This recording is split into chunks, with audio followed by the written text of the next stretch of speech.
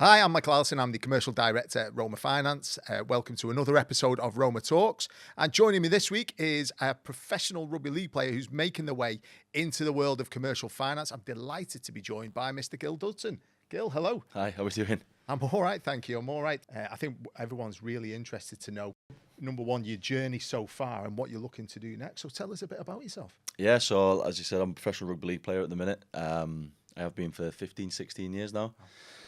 Taken me all over the northwest and to the south of France. From South Wales originally. And then now, so that probably for the last year, moved into the world of commercial finance.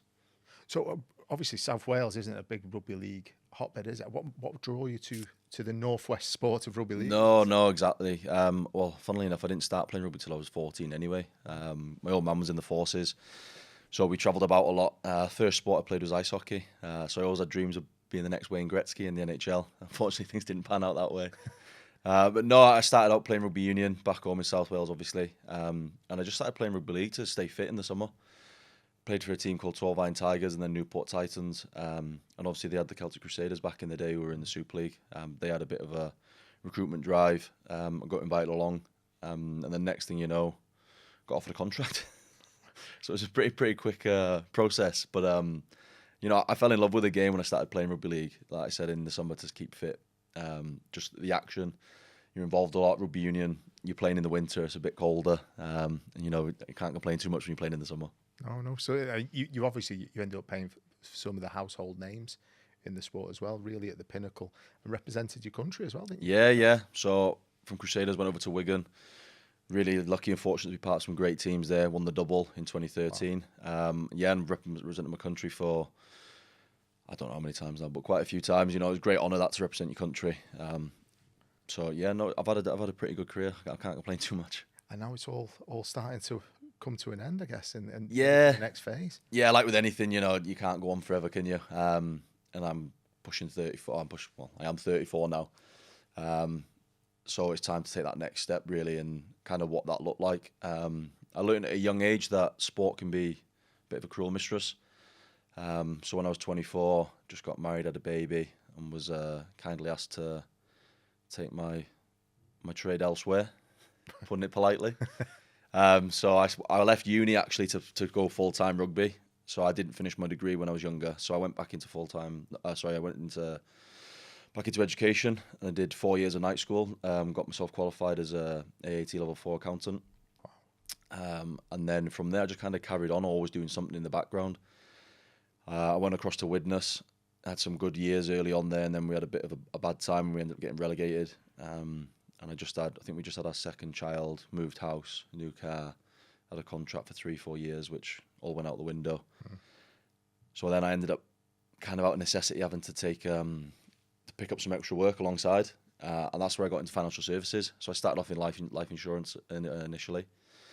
So I've been doing that since 2019.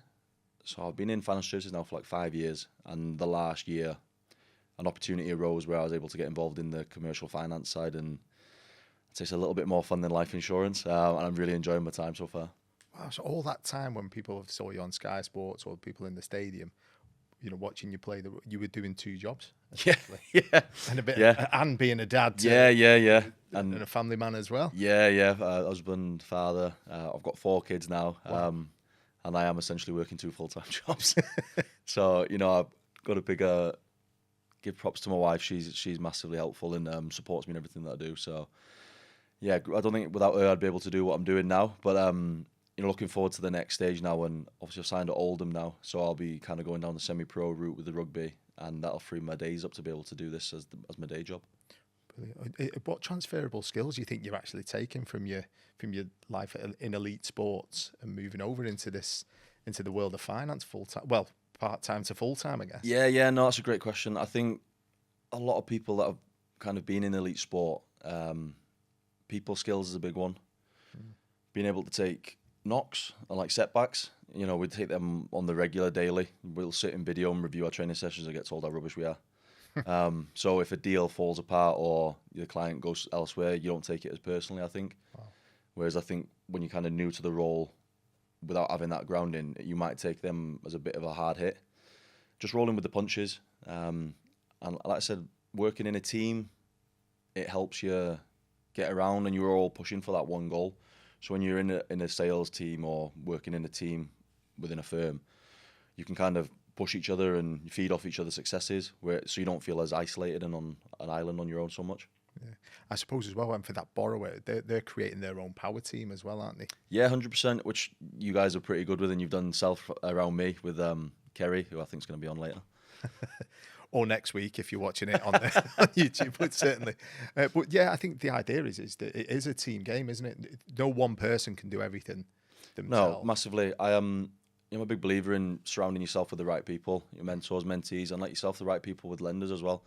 Because ultimately, I'm there to facilitate something for the client and the lender and bring the two parties together. So the client and the lender are kind of an extension of my team, and being able to integrate yourselves in with the client and the lender and build them relationships of trust and actual longevity go a long way in making sure that you have a successful long-term career in this industry. I think what's really interesting, what you said, it's the successes are great, but it's what you do when I think you said rolling with the punches and getting that feedback and sometimes the setbacks that you see probably with injury and having to move clubs from time to time. Yeah, massively. I've had my fair share of injuries. I've had back surgery, multiple ankle surgeries, elbows, I had a real bad neck injury when I was younger. And those kind of setbacks kind of maybe toughen you up to further things. So if a deal doesn't go through, it's like, all right, okay, well, I'll just go again tomorrow with another deal or another lender, or I'll have to get a new client type thing. So you're just constantly rolling, and it's just part of the parcel. Whereas in sport, when you take that knock, you're out of the team for a prolonged period of time. And when you're a bit younger, it can be a bit tougher. Yeah. Again, when you're a bit older, it can be a bit tougher as well because you're at the end of your career. So like, just kind of understanding that, just keep working and keep doing the little things right, and eventually you will turn the corner and you will get the successes that you've been working hard for. And surround yourself with good people. 100%, well. Yeah, making sure you have the right people around you. Yeah, brilliant. So why commercial finance? Out of everything, why the world of commercial finance? I think with anything, you kind of, opportunities present themselves, don't they? Being in the right place at the right time, in front of the right people. I was in the financial services industry, and long story short, I was being brought in to one firm to facilitate that role, and then the opportunity with another firm presented itself to do this role, and I didn't really want to be sat in an office, hence why I didn't progress the accountancy career. I like being out, I like being client facing, I like speaking to people, I like solving problems for people as well.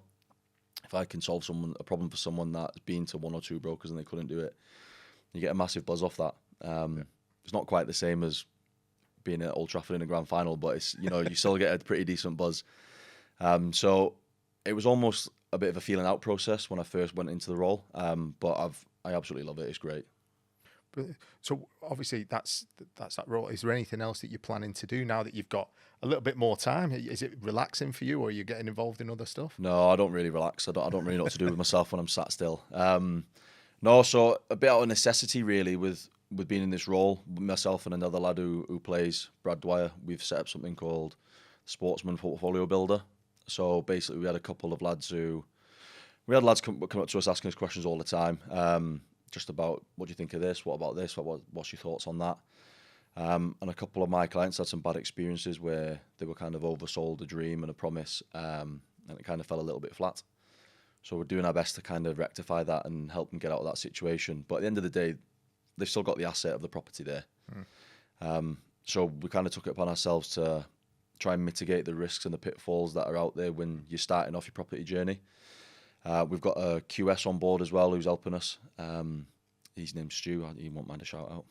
A great bloke. And yeah, between the three of us, we're trying to just help the lads that are around us, especially the sportsmen, to get started on their property journey while they're playing. Because if I knew what I knew now, I'd have a decent little portfolio myself. Yeah. But coming from where I came from, I always thought we have to sell to buy, and didn't really know the power of equity. So that's also another piece of it. We're just trying to educate people out there what is possible and what's available to you. I think we were talking before we came in here. Obviously, rugby league has always been centred around those working class towns where a lot of the players in the 70s and 80s before the professionalism were builders, bricklayers, miners, etc., and then playing at the weekend. But then a lot of the players now are going into the trades, aren't they, as they finish? Yeah, I think that's is part of where we're from. A working class game in the northwest of the UK and South Wales a little bit.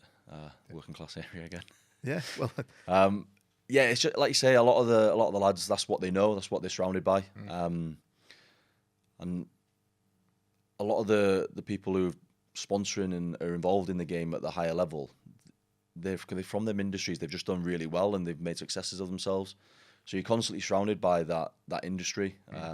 And I think it's pretty easy for a lot of the lads to kind of go into, because you've got the same sort of team environment, you've got the camaraderie on site and different jobs with different lads. Because I can imagine it's quite a daunting thought, or it can be sometimes a lonely place when you go off essentially being a self-employed broker. You can end up on an island, like I said. So it's being cognizant of that and actually surrounding yourself with people to stop that happening, where you kind of get isolated and you lose that team environment. So a lot of the lads go into that. So a lot of the lads as well, they've come up through that. So some of the lads, they've done that before they made it pro. So some of the lads in Championship will have been working, and then they've got opportunity to go and play Super League full time. They've took that, so they've already got the grounding. So some of the lads now, like you say, with the property development stuff, that it's getting a lot more popular now. Everyone wants to be a property developer or a property investor. So a lot of them already have the grounding in the basic skills that you need to be able to turn a property around. Brilliant. And what I'm getting from you today is a real good sense from you of resilience. And I think over the last few years, you have to be resilient in the finance and property world, because there's been a lot of speed bumps. And again, we were talking off camera about we don't know what's going to happen in the next 6 months, 12 months. So is that one of the lessons that you bring into finance, is that resilience piece? Yeah, I think so. I always get people, rates this, rates that. We haven't got a magic 8-ball. We don't know what the rate's going to do. We can have an educated guess, but ultimately they'll do what they do. And like you say, I think there's going to be some changes coming shortly in the end of October. So it's just about, like you say, just having a bit of a resilient mindset and just being able to sometimes hold people's hands through the process of things. And obviously from my background, resilience is kind of it's nature of the beast. So the people that are out there as well who are wanting to get into property or just got into property, I think this is the same, what's the saying? Time in the game rather than trying to time. So I think that goes a long way. Having a bit of a longer view and a bit of a broader mindset and a approach to it, thinking this is for the next 10, 15 years. I'm not going to make 200, 300 grand in 12 months. You might be one of them lucky people, I don't know, but very, very few and far between. I think we're all looking for that lucky person. Well, I think you're absolutely right. It's about, I think over the past couple of years, you learn more about the people when it's not gone well for them. Yeah. And how they react to that sometimes helps you form a stronger relationship with some of these borrowers and how they navigate the way out. And I think that really is a telling piece, isn't it? Yeah, massively. I know you guys as well, you'll see a lot of development stuff that's going on with people developing to sell the properties, and the properties aren't selling as quick at the minute. So it's about taking a bit of a pragmatic viewpoint there, going, right, well, how can we best help this client rather than we want our money back now, this is the terms. And I know you guys are really good at that and working with the client to get the best solution for everyone involved. And I think that then builds long-lasting ties to that client then, where they're like, oh no, I used them, they looked after me, I want to use them again. Yeah. As opposed to going, oh well, I used them and they were a nightmare to deal with, right, I want to avoid them. I think we're all there to essentially be part of that team that you talked about. And I mean, I've never been lucky enough to win the grand final at Old Trafford, but I've been lucky enough to be part of a real good team at Roma, and that's exactly it. It's all about that focused goal, and the goal is actually for the customer to make money. Yeah, that's it, and it's not being ashamed to say that is the goal of it. You know, they want to create wealth through property, and sometimes they won't make as much as they wanted. Yep, 100%. Sometimes they might have to just wipe the face and take the lessons into the next one, but we're a really good lender, but we'd be a terrible developer. So we may as well pick the right developers to work with. Yeah, 100%. And it's like you said, if you're not, it's never a loss, is it? It's always a learning opportunity. A couple of good friends of mine, they almost went bump on their first deal, and they said it's probably the best thing that ever happened to them because they kind of learned all their lessons there and then. So they managed to, like you said, wipe themselves down, got out of it at probably break even, maybe a slight loss, and then when they went again, they just absolutely rocketed now, and they're absolutely flying. But if they hadn't done that and everything had gone swimmingly on the first deal, they potentially might have gone bump 3-4 deals down the road because they had never faced that adversity. or they might have gone too big too soon as well. Exactly, yeah. I thought it was an easy game. Yeah. So, Gil, you got 4 kids. Yeah. If they came to you and said, Dad, elite sports or commercial finance, which direction would you push them down? It depends what sport we're talking about.